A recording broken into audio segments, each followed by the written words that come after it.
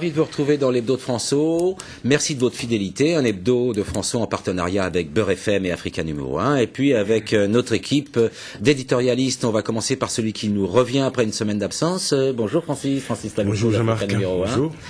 Vous allez bien? Ça va bien, merci. Voilà. De l'autre côté de la table, j'allais dire une bêtise, Nadir Djenad de Beurre FM. Vous allez bien? Ça va. Voilà. Et puis à côté de lui, Éric Zemmour, journaliste au Figaro. Bonjour. Bonjour.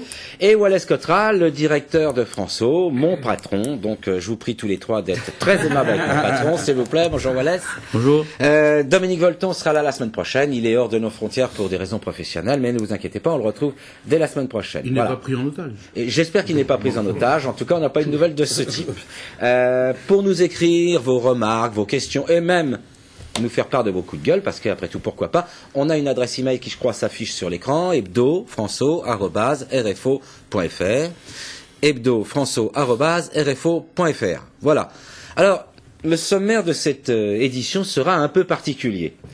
En effet, depuis le début de la semaine, il y a une polémique qui enfle un peu au travers des internautes qui se répondent, qui échangent, qui réagissent, au travers d'un site comme celui du Nouvel Observateur sur Internet, au travers de réactions d'SOS Racisme, ou du CRAN, ou de l'Observatoire des antennes et des médias, l'Observatoire critique des médias. Bref, une polémique enfle, et quelque part, nous nous sentons concernés, puisque ce qui a suscité ce débat, cette polémique, c'est quelqu'un qui est autour de cette table, c'est en tout cas ses propos, c'est Éric Zemmour. Alors, ces propos n'ont pas été tenus sur François, ils ont été tenus sur une autre chaîne, pour ne rien vous cacher, c'était sur Arte, dans une émission, allez, je fais un peu de pub pour Isabelle Giordano, qui s'appelle Paris-Berlin, mardi dernier, et ces propos tournaient autour de la notion et du mot de race. À François, on a beaucoup hésité, mais on s'est dit que finalement, si nous étions la chaîne de la diversité, ça veut dire que nous étions aussi la chaîne de la liberté. Et que nous pouvions parler sans tabou, sans préjugés, du débat, de la polémique, des questions que ce mot de race, que cette notion de race entraîne. Voilà, je ne vous en dis pas plus pour l'instant, parce que vous allez juger sur pièce. Notre réalisateur va avoir la gentillesse de vous montrer l'extrait qui a mis un peu le feu aux poudres. J'ai le sentiment que, à la sacralisation des races de la période nazie et précédente, a succédé la négation des races. Et c'est, d'après moi, aussi ridicule l'une que l'autre. Ça veut dire que ça n'existe pas. On voit bien que ça existe. Alors quand vous me dites, comment on le voit, enfin, je comprends pas ce que vous voyez. Peau, tout bêtement. Et donc la couleur de peau, selon vous, fait que moi j'appartiens à une race différente de la vôtre. Mais évidemment. Non mais que vous redécouvriez. Évidemment, j'appartiens à la race blanche, vous appartenez à la race noire. Non, s'il n'y a pas de... Voilà, j'appartiens à la race blanche, ou j'appartenais à la race noire. C'est ainsi que finit Éric Zemmour, au moins cet échange. Éric Zemmour, pour vous, la race, c'est quoi? C'est une question de couleur ou une question d'identité culturelle? Alors, comme je savais que vous me poseriez cette question, j'ai regardé dans le dictionnaire ce matin. Alors c'est très intéressant parce que le petit Robert fait une analyse et il y a plusieurs définitions. Et au mot race, on explique que ça vient du XVIe siècle, je crois, et on dit effectivement uniquement des caractères physiques, c'est-à-dire couleur de peau, les traits, enfin bon. Ce qu'on appelle dans un jargon pseudo-scientifique parfois des phénotypes. Exactement. C'est pas pseudo-scientifique, c'est scientifique. Bien sûr, ce sont des phénotypes, bien sûr. C'est pas alors terme scientifique, phénotype, on le retient. Bien sûr. Et dans le petit Robert, ils expliquent dans une deuxième que au XIXe siècle, donc c'est intéressant historiquement, on rajoute à cette définition-là physiologique des caractères culturels. Donc on voit bien qu'il y a une histoire, comme tous les mots évidemment, de ce mot race. Mais en tout cas, ce qui est sûr, c'est que ce mot race se réfère à des subdivisions de l'espèce humaine. Tout ça me paraît une évidence. C'est-à-dire que l'espèce humaine, c'est tous les hommes, et les races humaines, c'est des subdivisions qui sont elles-mêmes subdivisées en sous-groupes et en sous-sous-groupes, etc., etc. Je ne vois pas ce qu'il y a de mirobolant à dire ça, ni de scandaleux, ni de raciste. Je rappelle que, troisième chose, raciste, ce n'est pas quelqu'un qui dit que les races existent. C'est quelqu'un qui dit qu'il y a une hiérarchie des races et que le fait d'appartenir à telle ou telle race les met en haut ou en bas de la hiérarchie. Tout ça, c'est clair, le français est clair. Si maintenant, parce que Hitler a utilisé le mot race pure, on doit supprimer le mot race, il faut que l'Académie française me le dise. Et dernière chose, quand je dis... C'est pas le seul, Hitler. Mais bien sûr, parce que c'est ce que j'allais dire.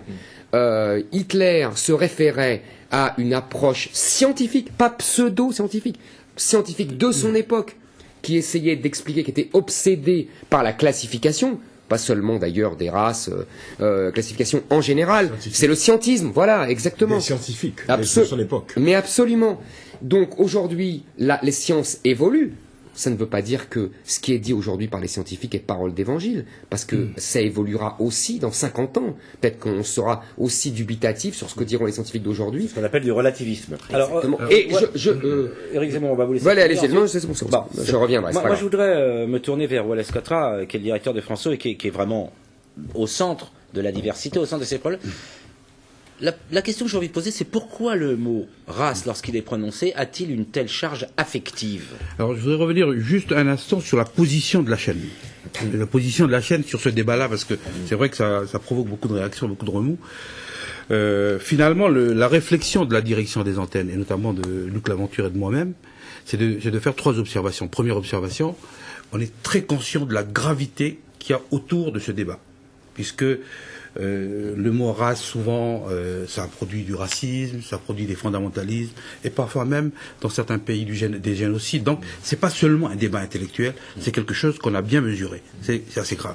C'est ce que je disais, on a beaucoup discuté avant de prendre cette décision. La deuxième chose, toujours du point de vue de l'antenne, c'est que ce qui nous revient, après ce débat, ce qui nous revient, c'est moins un débat sur la notion de race lui-même, mais c'est des inquiétudes sur le vivre ensemble en France. C'est-à-dire que ne jouez pas avec ça, parce que vous risquez de remettre en cause cela. Et la réponse de la chaîne là-dessus, qui est de dire, vous l'avez dit tout à l'heure, nous sommes une chaîne de l'outre-mer, une chaîne de la diversité, et donc la réponse de la chaîne, c'est de dire, ouvrons un espace de débat. C'est de dire, ne sortons pas le fusil contre Zemmour aujourd'hui, demain ça va être contre la Lupo ou autre chose. Faut arrêter. Nous, notre réponse, c'est de dire, ouvrons un débat, ouvrons un deuxième débat, ouvrons une 3e émission, etc. Ça va être décliné parce que nous sommes effectivement une chaîne de la diversité de l'outre-mer, mais nous sommes aussi une chaîne de la citoyenneté, une chaîne citoyenne. Mon cher Wallace, 2 choses. Le mot race a entraîné effectivement des massacres, etc. Mais il n'y a pas que le mot race. Le mot religion a entraîné des massacres au moins aussi importants que le mot race. Le mot liberté, ça a déclenché les guerres de la Révolution française et de l'Empire, 25 ans de massacres. Le mot communisme a déclenché, alors là, des centaines de millions de morts, mais il faut supprimer la moitié du dictionnaire. Vous citez pas le mot capitalisme. Capitalisme aussi, si vous voulez. Colonialisme, allons-y. Ah, moi, je veux rien. Mais c'est sans fin, cette histoire. Sur le mot lui-même, et pour répondre à votre question. On revient sur le mot lui-même, et pour répondre à votre question. La charge affective autour de ce mot. Je quitte donc la casquette de directeur pour celui d'éditorialiste. De réflexion. Je pense que, en fait, ce qui pose problème, c'est le non-dit autour de ce mot race, quoi. Ce qu'on ne dit pas, quoi. Est-ce que la charge un peu, émotionnelle autour de ça, autour du mot race. Et je pense qu'il y a 2 éléments autour du mot race qui posent problème. On le voit dans ce que disent les gens. D'une part, il y a de manière confuse l'idée que, la race supérieure, la race inférieure, c'est-à-dire, voilà, ce que Eric disait tout à l'heure. Puis, deuxièmement, il y a cette notion de pureté de la race, qui est véhiculée par tout ça. Donc, je crois que c'est tout ça qu'il faut mettre sur la table et puis qu'il faut débattre, parce que c'est ça qui est le ferment de problèmes dans la citoyenneté, dans le vivre ensemble. Nadir Djenad voulait dire un mot, toujours sur cette question. Oui, il est clair que quand on emploie le mot race, effectivement, cela rappelle une page sombre, une page sombre de l'histoire de l'humanité. Hein, ça a été évoqué autour de cette table. Moi, je pense que pendant des siècles, les scientifiques ont tenté de classer l'humanité en groupes raciaux, mais cette recherche est avérée pas pendant des siècles. Pendant un siècle.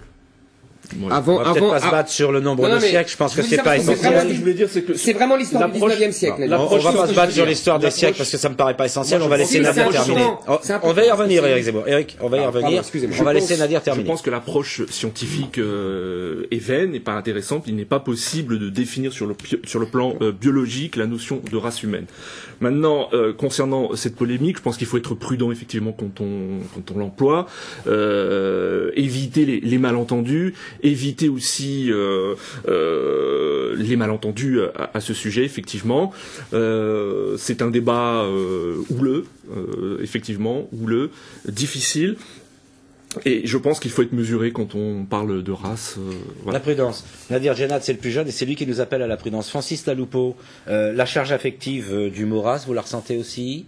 Et vous y voyez des raisons historiques, politiques, sociales Moi, j'aimerais surtout évoquer la charge historique. D'abord, j'aimerais quand même préciser que, évidemment, l'émission qu'on va faire, qu'on est en train de faire, n'est pas du tout le procès de Éric Zemmour, ni un tribunal, enfin, et encore moins, je dirais, une tribune d'ailleurs. Hein. Ni tribune, ni tribunal. Voilà. Je pense que c'est bien de le rappeler. Il faut bien rappeler cela, et voilà, ça a exposé le motif, je dirais, de cette émission. Alors, charge émotionnelle, certainement, charge historique aussi. Mais sous d'autres cieux, ce débat aurait pu paraître, je veux dire, superflu ou superfétatoire. Donc, si nous faisons le débat, c'est à cause de la polémique qui a été déclenchée essentiellement à partir de cet extrait d'émission que nous avons vu tout à l'heure. Alors, surprise d'abord, parce qu'on se demande pourquoi il y a tant de bruit pour si peu. Mais en même temps, je veux dire que quand nous rentrons, je veux dire que dans le contexte, ce n'est pas si peu que ça. Cela veut dire aussi qu'il faut prendre en compte, je veux dire, la charge émotionnelle qu'a pu déclencher cette affaire-là. Donc, à partir de cela, je crois qu'il faut faire la différence entre le mot race, qui évidemment, bon, aujourd'hui c'est vrai que les scientifiques disent que il n'y a qu'une race, c'est la race humaine, c'est évident. Mais vous parlez de phénotype tout à l'heure. Mais sous tous les cieux, on a désigné, sous le terme de race ou d'ethnie, des individus qui appartenaient à des groupes particuliers ou qui répondaient à des caractéristiques particulières. Ensuite viennent s'ajouter évidemment les caractéristiques culturelles qui sont d'un relativisme absolument, je veux dire, incommensurable. Bon. Mais je crois que s'il y a débat aujourd'hui, c'est parce que en France, notamment, le mot race est quand même chargé de connotations historiques extrêmement fortes. C'est vrai qu'au nom de la race, la colonisation s'est déployée au nom de la race. On pense aussi à l'esclavage, bien sûr, puisqu'on a parlé des traités sur l'inégalité de la race. Je vous renvoie à Gobineau, par exemple, etc. Je veux dire que c'est pas un lien avec la colonisation. Il ne faut pas parler entre nous. Il faut rappeler qui était Gobineau en deux mots. C'était un homme qui vivait au XIXe siècle et qui a théorisé la race, le racisme, l'inégalité de la race. L'inégalité de la race, donc le racisme. Et dont les propos d'ailleurs font partie d'un célèbre dictionnaire de la bêtise aujourd'hui. Alors, donc il faut dire que c'est au nom, avec certains théoriciens, au nom de l'inégalité des races qui ont été entreprises des campagnes coloniales, qu'a été entrepris la traite des Noirs, par exemple, la ségrégation raciale aux États-Unis, l'apartheid en Afrique du Sud. C'est au nom de la race aussi et de cette différenciation très particulière qu'on a assisté à un génocide au Rwanda, par exemple. Parce que, si, absolument, parce que tous les ethnies, alors. En dehors, oui, mais enfin, on va écouter ce que dit Francis, il y a une frontière très floue entre ce que l'on appelle ethnie en général et ce qu'on appelle race, selon les cieux où l'on se trouve. Et on sait très bien qu'il y a un lien historique entre ce génocide rwandais, par exemple, et la manière dont les Belges, à l'époque de la colonisation, avaient théorisé les échelles raciales entre les Tutsis et les Hutus. Il n'y a pas que ça, c'est une des explications, parce qu'il y a également l'explication de l'actualité immédiate. Mais avait-il besoin des Belges, Francis? Parce que cela répondait aussi à un réflexe d'époque quand les Belges l'ont fait. Nous étions à cette époque où il y avait cette théorie sur l'inégalité des races, sur la différenciation et l'échelle des races. Donc, c'est vrai qu'il faut manier cela avec beaucoup de prudence. Non, la religion, ça a provoqué des massacres, l'idéologie aussi. Ce n'est pas à vous que je m'adresse en particulier. C'est pas un dialogue, puisqu'on est 5 autour de la table. Ensuite, Wallace Catra demande la parole. Juste terminer pour dire que il faut quand même que nous revenions sur un fait en France. Je crois que s'il y a ce débat aujourd'hui, c'est parce qu'en France, il y a quand même une vaste hypocrisie. C'est la négation, justement, des différences. Et le fait de dire race gêne parce que simplement on ne veut pas prendre en compte ces différences qui existent dans ce pays. C'est vrai que nous avons souvent ici parlé de multiculturalité et le débat est assez fort, je veux dire, entre nous. Je veux dire, est-ce que la France est un pays multiculturel? Est-ce qu'il y a différenciation raciale? Je pense que si on n'intègre pas ces réalités-là, on ne résoudra pas non plus les questions liées à la discrimination et à toutes les inégalités sociales auxquelles nous avons affaire aujourd'hui en France. Je m'arrête là pour l'instant. Francis, on va y revenir, parce que je crois que vous soulevez tous les problèmes qu'on veut soulever ici.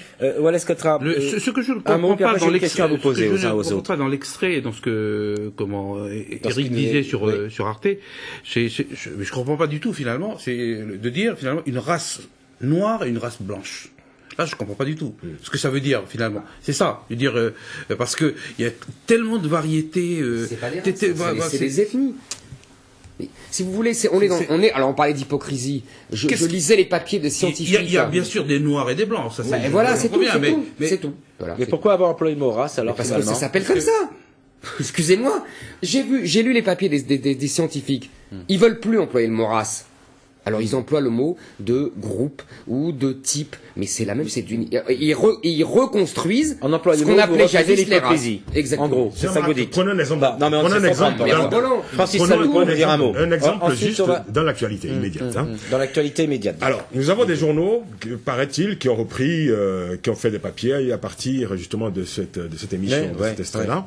Ce sont ces mêmes journaux qui, depuis 2 ou 3 jours, mettent dans leur colonne que Barack Obama a désigné un ministre de la Justice noir. Exactement. Alors, je veux dire, combien de temps passera à comptabiliser le nombre de noirs qu'il y aura dans le régime de M. Obama.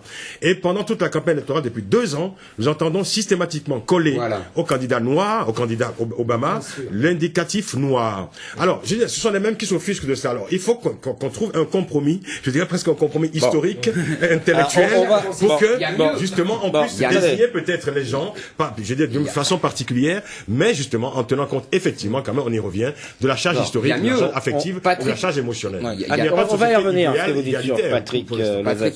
Allez, Patrick Lozès, vous vouliez citer Patrick Lozès. Précisons passionnant, président du président du CRAN, le collectif. Non. Conseil représentatif, des associations noires. Imaginez d'abord qu'il y a un conseil représentatif des associations blanches. Exactement. Ça existe aux États-Unis. Oui, mais pas en France. Ça s'appelait le Ku Klux Klan. Exactement, je vous le fais pas dire. Et on le traiterait de raciste. Et on aurait raison, premièrement. Deuxièmement, ce monsieur qui me reproche, entre autres, d'avoir utilisé le mot race, et qui, en même temps, passe son temps à aller à la télévision ou chez le président de la République pour revendiquer la discrimination positive et qu'on réserve des places à l'université ou dans les emplois à des gens parce qu'ils sont noirs. Mais à part ça, ça n'existe pas. Attendez. Éric Zemmour, on est sur la notion de race. On n'est pas sur la notion de noir et blanc. On va avancer dans le débat. On aura l'occasion d'y revenir. Il dit ça. Il dit plus de noirs à la télévision. Il dit plus de noirs dans les entreprises, il dit plus de noirs dans les universités, c'est son boulot. Il demande pour résumer. Je pense que Patrick Lozès est assez grand pour se défendre lui-même et qu'on va avoir l'occasion d'y revenir. Moi, je voudrais qu'on continue quand même et qu'on n'abandonne pas ce qui était notre objectif au début de l'émission, c'est de se demander d'abord, avant de revenir sur la polémique, mais on va revenir sur ça et sur les désaccords qu'il peut y avoir entre nous, de se demander d'abord pourquoi il y a tant de charges émotionnelles, d'affectifs. Mais on l'a dit, le mot race est prévenu. Je voudrais aller jusqu'au bout, si ça ne vous dérange pas, Éric Zemmour. Moi, je me pose la question. L'article 1er de la Constitution emploie le mot race. Nadir Djenad, faut l'enlever, ce mot? Beaucoup souhaitent qu'on l'enlève. Beaucoup. Si, enfin, il y a Victor Lurel, député, membre du Parti Socialiste. Je suppose qu'il est représentatif de gens, il n'est pas seul. Ah non, mais d'accord. Alors on va laisser Nadir Djenad s'exprimer. Ça dépend ce qu'on appelle beaucoup, Nadir. Victorin Lurel, député socialiste de Guadeloupe, a fait effectivement une proposition de loi pour que ce mot soit supprimé de la Constitution. Et quel est son argument? Bon, on est d'accord ou pas. Son argument, c'est de dire que politiquement et juridiquement, le concept de race est dangereux. Dangereux de par son rôle de support idéologique. C'est ça qui est gênant, en fait. C'est ce qui me gêne. Il ne discute pas de la validité au nom du mot, il dit simplement qu'il provoque. C'est ce qui me gêne dans ce pays où je vis, que je connais quand même depuis quelques années. Mais bon, on va dire ça fait ici. En France, on passe son temps à regarder la société avec des évidences invisibles, comme on dit aux États-Unis. Il y a des évidences visibles. C'est vrai que il y a une différence sociale, je dirais une différence identitaire entre moi et M. Zemmour, c'est évident. Pas d'apparence. Vous voulez dire, vous voulez dire que vous êtes beaucoup plus grand et beaucoup plus costaud qu'Éric Zemmour. Et beaucoup plus beau, si je ne me perçois pas comme tel, au fond de moi-même, il y a une société qui me perçoit comme tel, et il est évident. Et nous revenons à la question. C'est pas seulement la société. Nous revenons à des questions, je veux dire, sociales. C'est pas seulement la société. Il m'est arrivé en France d'avoir des difficultés, je veux dire, pour postuler à un logement. Je veux dire, c'est tellement, je veux dire, que par rapport à d'autres, à d'autres ethnies de ce pays. Il faut l'entendre, ça. Mais bien sûr, c'est une réalité. Mais bien sûr. c'est une réalité. Il ne faut pas nier cela. Il ne faut pas nier le fait qu'il y a... Alors, Nadir Djenad, qui est le seul un peu discipliné. Je profite de cette occasion pour dire que justement, souvent, on est passé très vite sur ces questions-là autour de cette table. C'est-à-dire que le fait de nier parfois qu'il y ait dans ce pays des formes de discrimination qui sont réelles, tant qu'on les niera, on les résoudra pas. Et pour les nier, il faut tenir compte aussi, je dirais, de certaines identités très particulières. Voilà. Alors, parce que on en revient toujours là. On va en parler. Attendez, on va continuer. Attendez, Eric. Non, mais on va continuer. Je vais vous laisser la parole dans quelques temps. Et ceux qui les nient, c'est ceux qui veulent, je veux dire, présenter la France comme société idéale. Il n'existe pas société idéale. Et on ne peut pas combattre des discriminations. On ne peut pas combattre un certain fanatisme en mettant aussi en exaltant société idéale qui n'existe pas. Bah, attendez, moi je voudrais qu'on continue. Et je continue sur mon petit bonhomme de chemin. Nadir Djenad a dit qu'il a cité Victorin Lurel. Et son argument, c'est de dire que le mot provoque trop de souffrance, rappelle trop de douleur. Mais moi je ne suis pas convaincu que supprimer le mot de la Constitution ou même le bannir de la sphère publique soit une bonne chose, parce que ça n'empêchera pas la propagation des idées racistes. C'est l'idée du mot et de la chose. Par le net, dans les journaux, etc.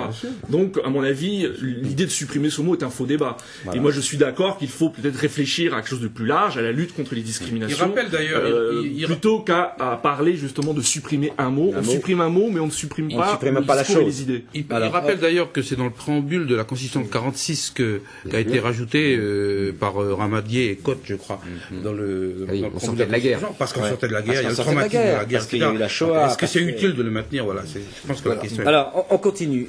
On va passer un peu au deuxième aspect. On a beaucoup discuté autour du mot race, de ce que ça sous-entendait, des douleurs, des souffrances autour, et peut-être de l'émotion, parfois, à la place de la raison, qui sait. Moi, je voudrais qu'on aborde un deuxième thème que j'ai intitulé « De la race au racisme ». Je ne dis pas qu'il y a un lien automatique, mais la première chose que j'observe, c'est l'Assemblée nationale. Pourquoi Wallace-Cottrat, hormis les députés d'outre-mer, n'y a-t-il en tout et pour tout à l'Assemblée nationale qu'une députée noire? En l'occurrence, Georges-Paul Langevin. On a déjà eu cette conversation. C'est ce que j'allais dire. On a déjà eu cette conversation et Nadir a très bien répondu sur les blocages du conservatisme du milieu politique. Donc c'est essentiellement parce que la classe politique est, disons, en retard. Mais elle est pas en retard, elle est conservatrice et elle garde ses places, comme exactement les fonctionnaires qui veulent garder leur place. Tout le monde veut garder sa place. Moi aussi. Ce qu'il faut rappeler quand même, c'est que jusqu'en 68 en fait, et pendant 20 ans, une vingtaine d'années, on l'a dit ici aussi d'ailleurs, à l'époque, donc il y avait une sorte de discrimination raciale, pas une sorte, c'est la discrimination raciale aux États-Unis à cette époque-là. Pendant 20 ans... C'était même pire que de la discrimination. Et pendant exactement cette période-là en France, le président du Sénat pendant 20 ans, c'était Gaston Monnerville, qui était sénateur guyanaise, sénateur du Lot, sénateur d'une qui aurait pu être président de la République si le général de Gaulle était mort. Donc, oui, puisqu'il était le deuxième personnage de l'État. Ce qui est intéressant, c'est ce qui provoque aussi des malaises et puis des incompréhensions. C'est que ce qui est intéressant, c'est que 30 ans après, Obama est président. Hier, c'était la discrimination raciale. Et nous, 30 ans après, finalement, il n'y a plus que Georges-Paul Langevin, quoi. Donc, finalement, qui n'est pas président du Sénat. C'est pas du racisme. Sans doute, c'est pas du. Mais il y a quand même un problème. Il y a un blocage. Je sens une certaine ironie dans l'impression. Je suis désolé. J'ai posé la question à Wallace Cottrat. Il y a au moins. On va laisser Wallace finir. Non, je pense qu'il y a au moins un problème structurel que si la société française veut respecter ses principes, elle peut pas, comme ça, partir il y a 30 ans avec un président du Sénat. Mais la société française est d'accord. C'est la classe politique qui est en retard. On en a peut-être déjà discuté une fois, mais j'aimerais bien que ça fasse dans l'ordre. Nadir Djenad.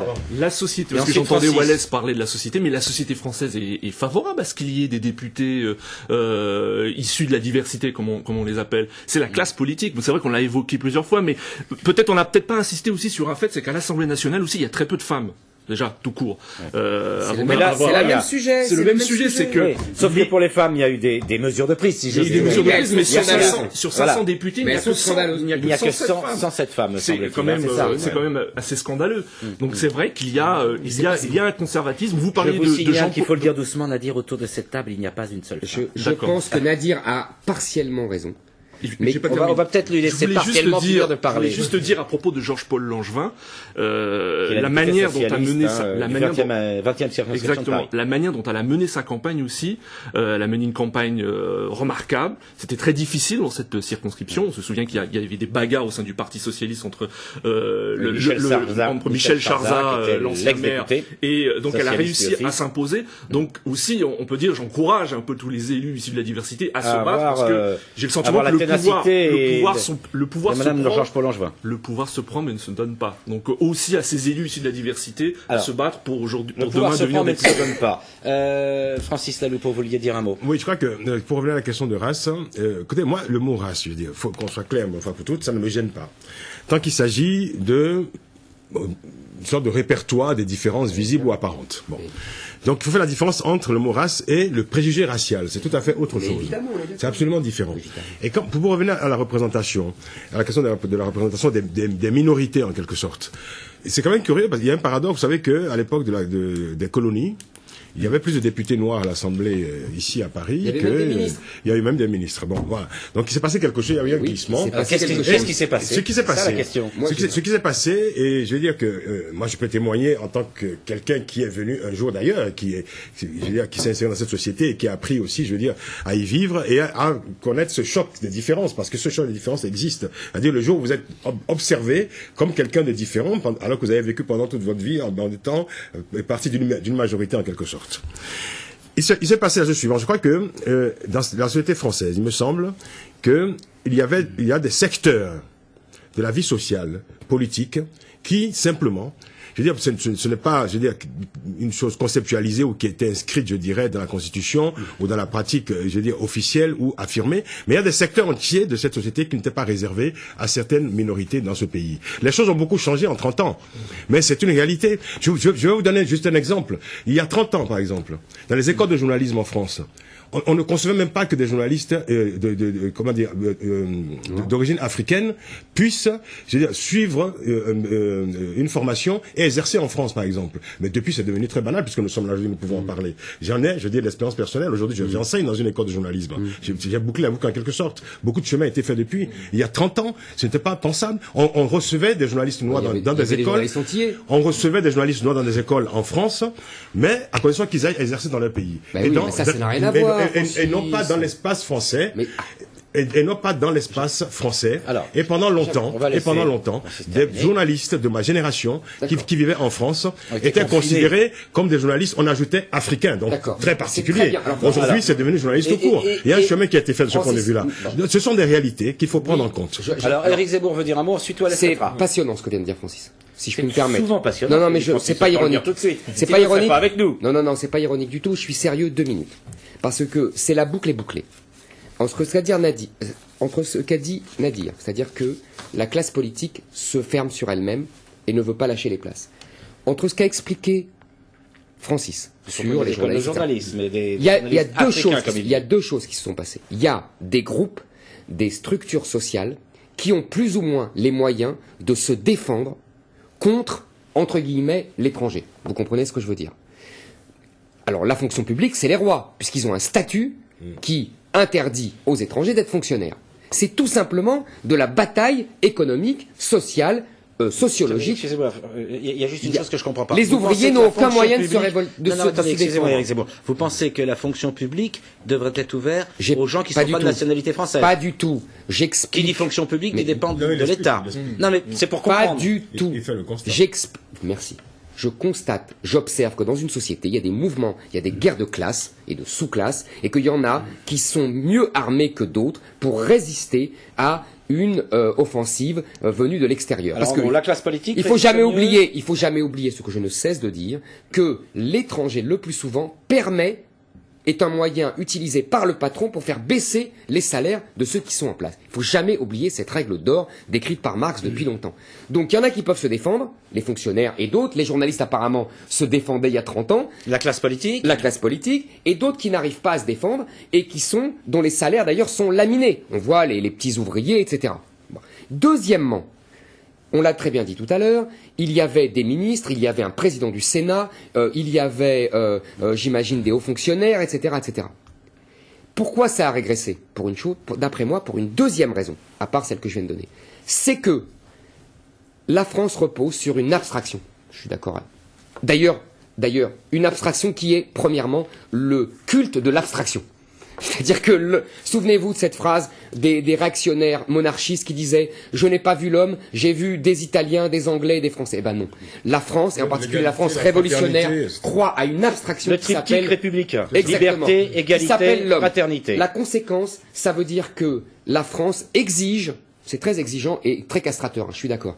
L'assimilation, c'est-à-dire qu'on se fonde. Vous savez, il y a une très belle phrase. Triptyque. Liberté, et on se fonde. fraternité. Il y a une très belle phrase de Paul Valéry que j'ai trouvée dans ma recherche de dictionnaire, qui est les races, les différentes races qui se sont fondues dans le creuset français. Mais vous ne croyez pas qu'il y a beaucoup de gens aujourd'hui d'origine africaine qui voudraient bien se fondre dans liberté, égalité, fraternité?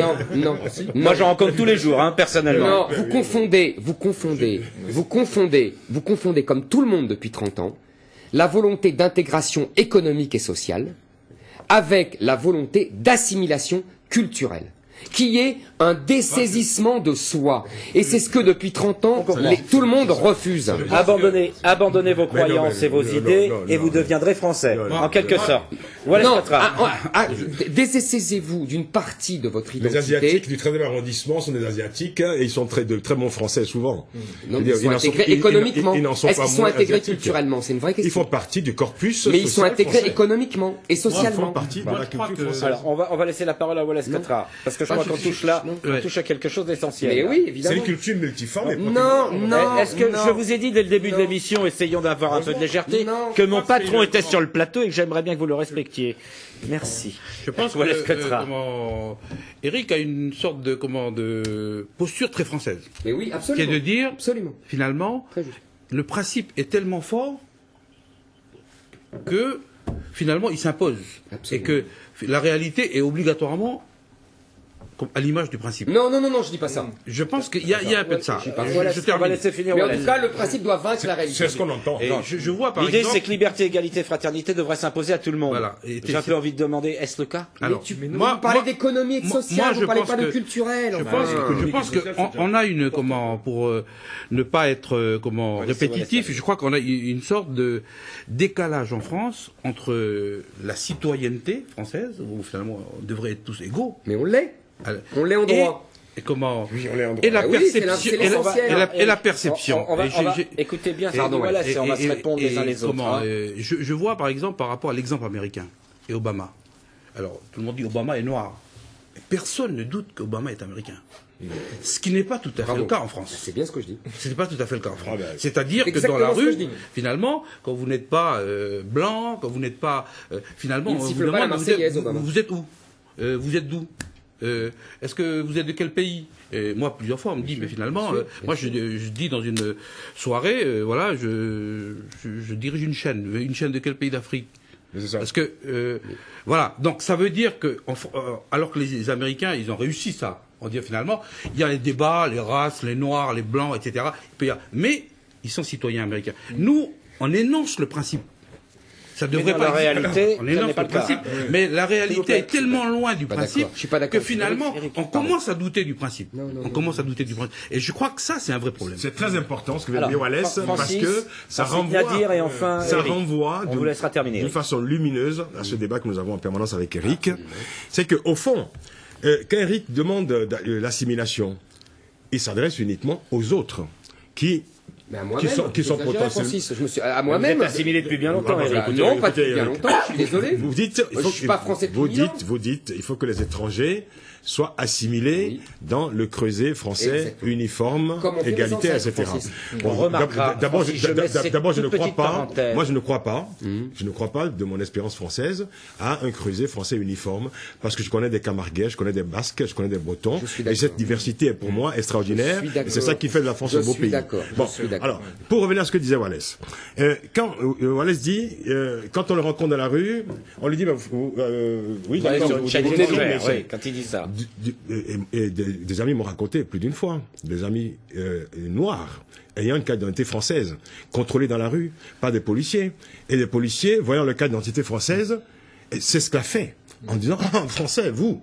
Vous voyez. Donc, alors, tant qu'à exalter l'assimilation, je demanderais à Eric aussi d'exalter l'assimilation dans l'autre sens. Il faudrait peut-être que les Français, disons blancs, caucasiens par exemple, assimilent l'idée que d'autres Français, peut-être pas tous. Non, oui, d'accord, bien sûr, que des Français aussi assimilent, dans ce cas-là, l'assimilation pourrait être faite dans les deux sens. Assimilent l'idée qu'on peut être français en étant noir, jaune, etc. Bien sûr, bien sûr. Mais c'est très difficile.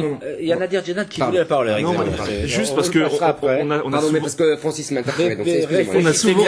Excusez-moi. On a souvent évoqué cette question de l'assimilation lors des débats ici, et c'est vrai qu'à chaque fois c'est drôle passionné. Parce que rappelle Maurras, le mot assimilation, deux mots qui sont mais moi à chaque fois je ne chargés comprends pas. Péjorativement. Absolument. Moi bien sûr. je ne comprends pas pourquoi pour être français il faut être assimilé. Je ne comprends pas. On peut tout à fait être français et avoir une culture d'origine. C'est toute la question. Non, mais on est d'accord. Comme Eric, d'ailleurs. On va peut-être laisser Nadir terminer son raisonnement. Eric, on va peut-être laisser Nadir terminer son raisonnement. Moi, je pense que c'est une richesse d'avoir une double culture, et d'être français, d'être citoyen français. Bon, pour ce qui concerne le vote, on va peut-être en parler. Moi, je ne suis pas favorable, par exemple, à voter deux fois. Mais en tout cas, mais je pense que il n'y a pas de problème à avoir deux cultures. Double culture. Je pense que c'est une fier de son origine et fier de son. Et il ne faut pas nier sa culture d'origine. C'est le vrai débat. C'est le vrai débat. Nadir, on est là pour les vrais débats. Parce qu'il est bien de sa génération. C'est-à-dire que vous le taquinez sur sa jeunesse. Et moi, c'est pas pour le taquiner, c'est parce qu'il est bien de sa génération. C'est-à-dire qu'il a été élevé depuis 30 ans, c'est exactement depuis les années 70, ça n'existe. Vous n'auriez pas dit ça il y a 50 ans. Voilà. On n'aurait pas osé.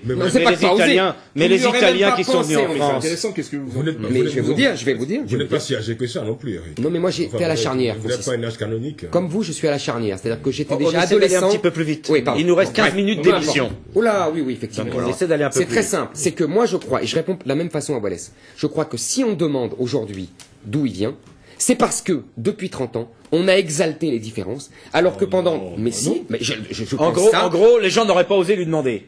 Il aurait toujours eu le même visage et, absolument. Et la même tête, Wallace. Il y a 100 ans, c'était peut-être une part d'hypocrisie, Francis, je suis d'accord. Ici, il y a 50 ans, on ne demandait pas ça, on n'osait pas le demander, non, je suis désolé, et simplement, on n'exaltait pas les différences.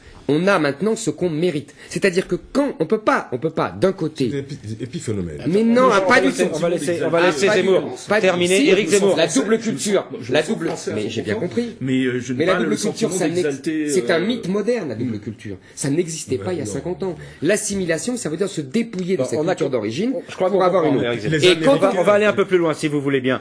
Parce qu'il y a des gens qui... Mais les Américains n'ont pas notre système, on est d'accord. Mais vous allez voir qu'on y revient. Ils sont tous très américains, mais les Américains irlandais, s'il vous plaît. Oui, mais ils ont un système différent. Ils ont un système communautariste. Éric Zemmour, ne vous laissez pas emporter par la passion. Francis Laloupeau, vous allez voir que ma prochaine question revient à ce que dit Éric Zemmour, ou en tout cas revient sur la question, il dit on ne peut pas avoir de double culture. Il y a des gens qui se réclament d'une double culture qui ont été reçus à l'Élysée il n'y a pas longtemps. C'est une délégation antillaise. Voilà. Qui a été reçue à l'Élysée.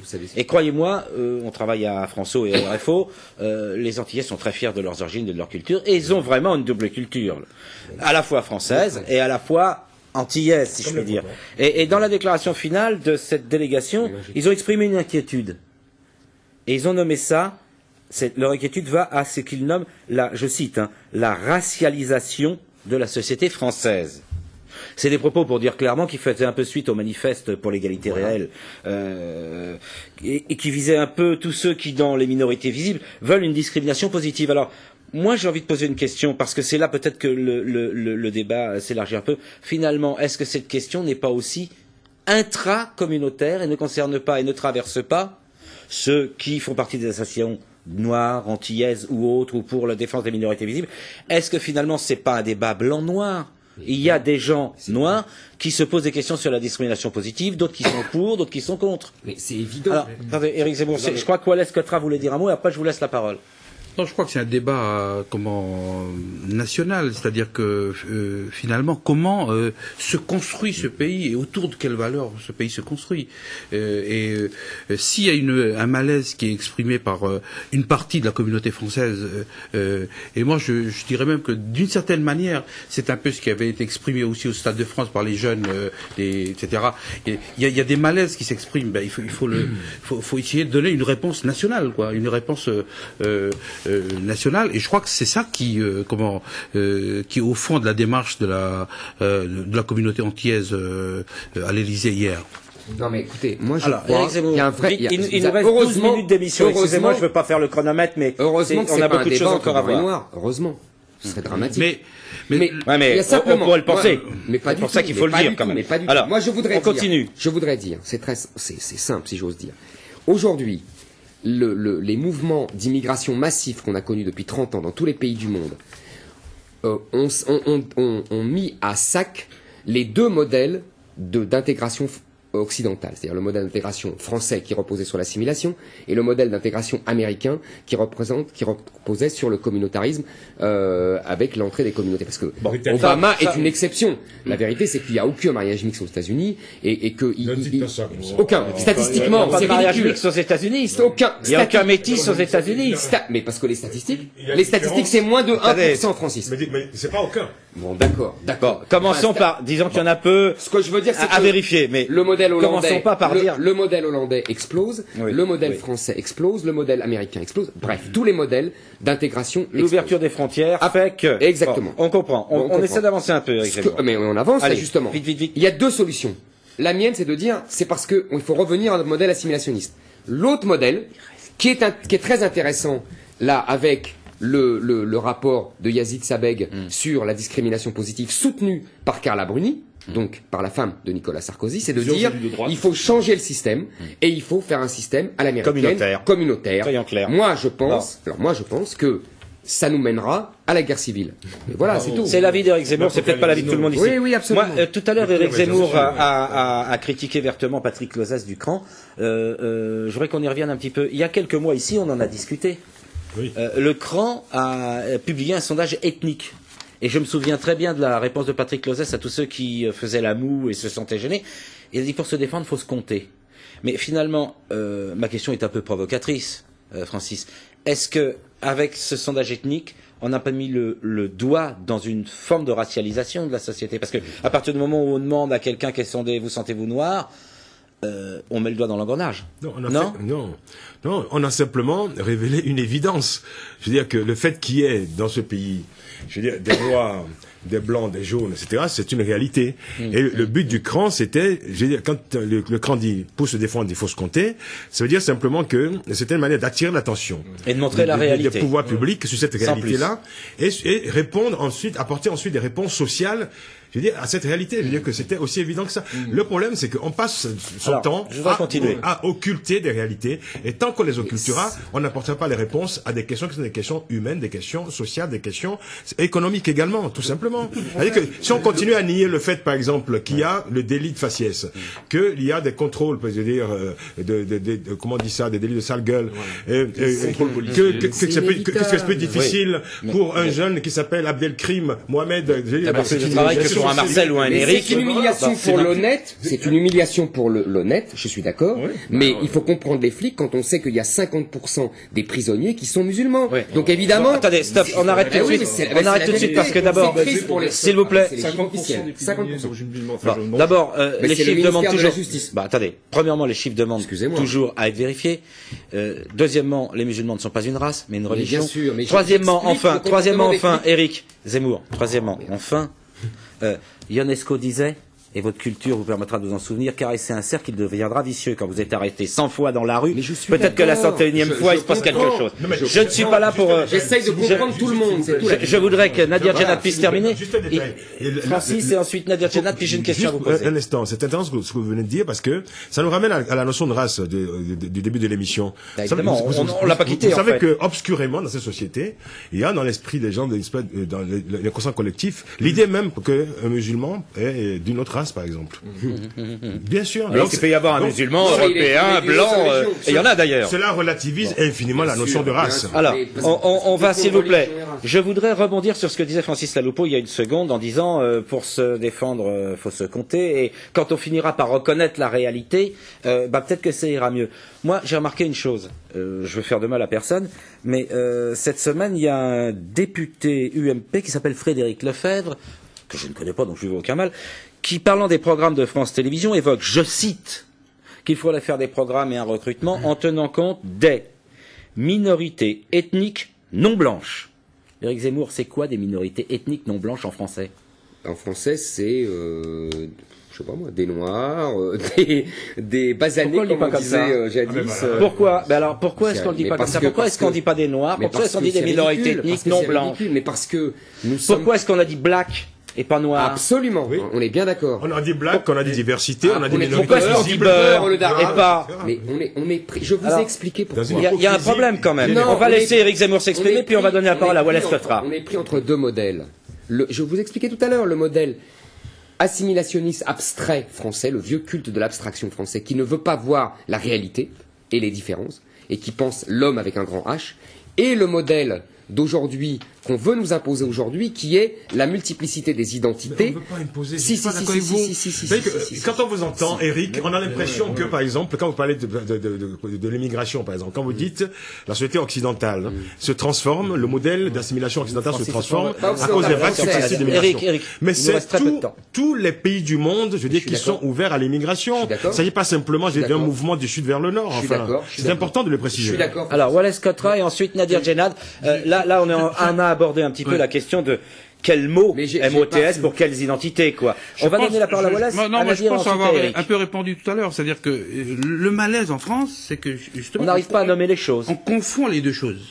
C'est-à-dire la citoyenneté française, c'est une chose, et puis le fait que nous, dans nos communautés d'outre-mer, on voit bien à la Réunion qu'il y a des Tamouls, il y a des gens d'origine indienne, d'origine chinoise, d'origine africaine, les Kanaks, etc., les Wallisiens. Donc on nomme les gens, voilà. Mais simplement, on est ensemble. Enfin, je veux dire que ce sont des Calédoniens, quoi, finalement. Ce sont des Réunionnais, ce sont des Français, etc. Donc pour les Calédoniens, entre les Kanaks et les Caldoches, Wallace, ça n'a pas toujours été simple quand même. Nous sommes des Calédoniens, et puis justement, c'est ça le problème. Mais ça n'a pas toujours été simple entre Caldoches et Kanaks. Mais il y a un processus qui a fait que, justement, on est arrivé à cette situation. Ce que je veux dire, c'est que finalement, pourquoi on hésite à dire black, noir, etc. Et je reviens quand même à la situation américaine, c'est que eux, sur la carte d'identité, il y a marqué Colorado. Ils nomment, mais en même temps, tout le monde est américain. Et ça, je pense que c'est le pacte républicain qui est en jeu, qui fait que à chaque fois, on a l'impression qu'on hésite autour. Je suis un francophone noir. Bon, attends, on va laisser Wallace terminer, et ensuite Nadir, et enfin Eric. C'est quelque part l'idée, finalement, avec les S'il vous plaît, on laisse Wallace terminer. Avec tous les problèmes qu'il y a certaines catégories de la population qui se disent, mais finalement, pour être français, il faut être blanc.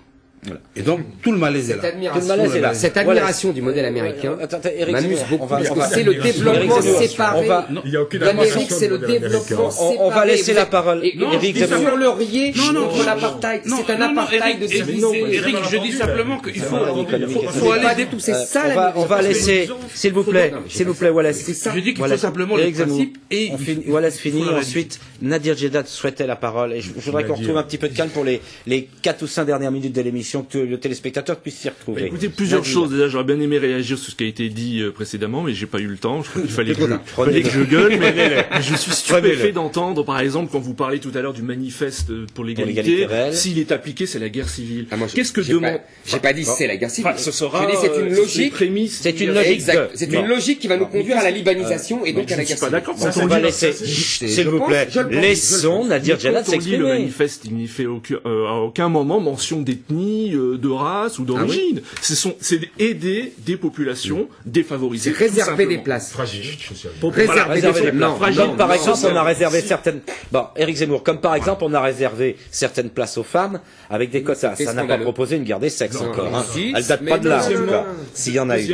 Deuxièmement, concernant les contrôles aux faciès. Alors là, je réfute complètement ce que vous disiez tout à l'heure concernant le pourcentage. Vous avez tort, c'est les chiffres du ministère de la Justice. C'était pour développer les imams. Je vais vous donner développer les images de Éric prison. Zemmour, on vous a entendu.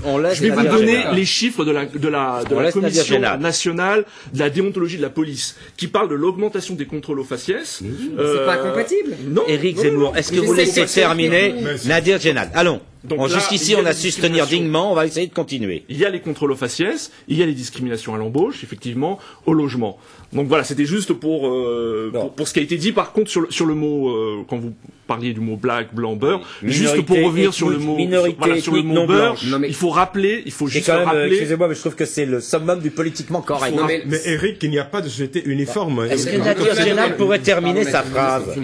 Non, juste pour le mot, l'emploi des mots. Vous parliez du mot beurre. Le mot beurre a été employé, effectivement, à une époque, dans les années 80, où il y avait un malaise d'une catégorie de la population, qui était les Français issus de l'immigration maghrébine. Donc voilà, le mouvement est né, mais aujourd'hui, ce qu'on remarque, c'est qu'il y a beaucoup maintenant de Français issus de l'immigration maghrébine qui réfutent ce terme de beurre. Ils disent que non, on n'a rien à voir avec comme cela. C'est péjoratif. Le terme de noir, puis le terme de black. Et au terme beurre est apparu un autre terme qui est le mot de bourgeois. C'est intéressant parce que c'est bourgeoisie, effectivement. Il y a même un livre, je crois. Il y a même un livre qui s'appelle quelque chose comme ça. C'est une élite française issue de l'immigration maghrébine qui est apparue. Donc on voit très bien que depuis les années 80 jusqu'à nos jours, il y a quand même l'intégration marche, il y a une progression. Non mais moi je voudrais relier terminer par une dernière question. Je voudrais relier très vite. C'est intéressant de relier le rapport de Sabeg sur la discrimination positive soutenue par Carla Bruni, la phrase du fils Sarkozy qui propose le droit de vote. Pourquoi un Maghrébin qui parle notre langue, paie des impôts et a construit des choses en France n'a pas le droit de lire son maire? Voilà. Mais qu'un Italien qui travaille dans une grande entreprise, lui, en a le droit. Moi, je peux signé Jean Sarkozy, fils du président. Je peux lui répondre au fils Sarkozy. C'est très simple. Hein. La Révolution française a lié la citoyenneté et la nationalité. Justement, et c'est pas. Mais un Italien n'est pas français. Un Italien n'est pas français, mais non, c'est pas un autre débat. L'Europe, au moment du traité de Maastricht, a voulu créer au forceps une nationalité européenne. Et pour créer au forceps, alors qu'elle n'existe pas, la nationalité européenne, on a créé la citoyenneté. On a créé la citoyenneté européenne. On a compris. Il y a une injustice. Mais il y a une injustice. Un Slovène peut voter. Ah mais il y a une injustice scandaleuse. Vous êtes au moins d'accord sur les deux. Ah d'accord. Bon, au moins vous êtes d'accord sur le fait qu'il y a une injustice. Il nous reste une minute d'émission.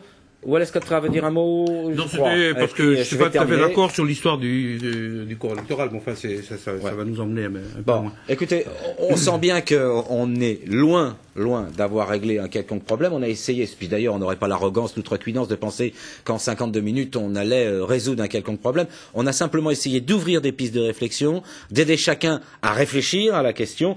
Et puis, bon, il est sûr qu'une chaîne de la diversité et de l'outre-mer comme François reviendra nécessairement de façon indispensable sur ces questions. Wallace Cottral le rappelait tout à l'heure, nous sommes aussi une chaîne de la citoyenneté, de par notre vocation, et puis qu'une émission comme l'Hebdo aussi reviendra. Alors voilà, on vous souhaite bon vent pour la semaine. On vous donne rendez-vous la semaine prochaine, même heure, même lieu, et à vos mails. Je sais que vous nous écrivez beaucoup. Merci.